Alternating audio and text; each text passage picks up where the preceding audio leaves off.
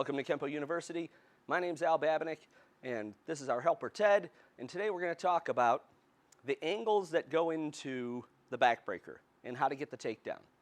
So first of all, if Ted, you could be up there, if I was doing a normal technique and Ted was in front of me and he was throwing a right punch at me, I'm going to step off, I'm going to off angle, step up to the corner and do my block or do my parry as I'm going through. So when you're doing the backbreaker, you're stepping up to that corner, nothing changes. I just turn to the side, so I still want to step. I'm stepping with my right foot, but I still want to step up to that corner to avoid the punch the exact same way I did if he was doing thundering hammers or something like that. I actually want to step just 1 foot up in front of this line. Now from here, I did my parry, my block. I'm going to poke to the eyes because I don't want him following me around. I want to centerline the guy, and I don't want to go too far.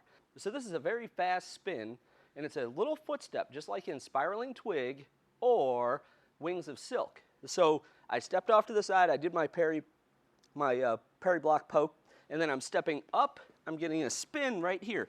This foot should be right in his center line at this point, right in between his feet, so when I step back and I have him, he's anchored. And I anchor down, I don't pull him on me. If I pull him on me, I don't have room for my knee. So when I try to do my knee to his lower back, I'm not going to have room for that, okay?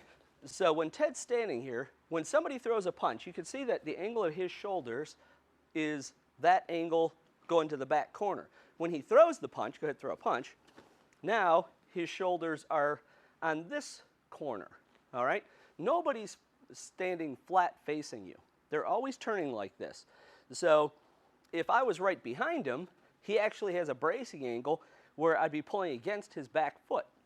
When I'm over at this corner, if you see where his hips and legs are, I'm right behind him. So now if I start pulling on him, it's basically in a horse stance.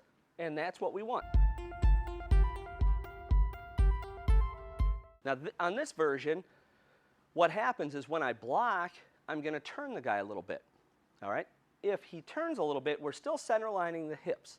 So if he actually takes an extra step, we don't have to spin around as far. It's actually easier to do the technique, but harder to do the blocks.